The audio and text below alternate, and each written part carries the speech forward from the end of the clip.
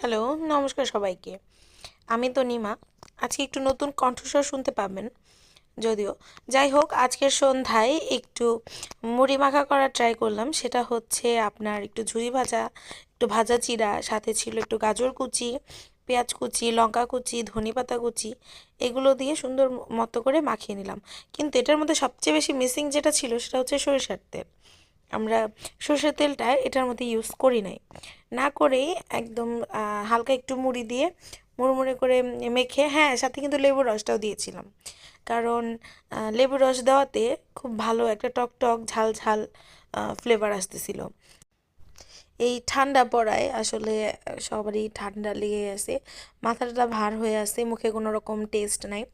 তাই মনে হলো যে সন্ধ্যাবেলায় এই টাইপের একটু ঝাল ঝাল টকটক খাবার খেলে হয়তো মুখের টেস্ট আবার ফিরে আসবে। সেই জন্যই আসলে এটা করা। করতেও খুব আলসে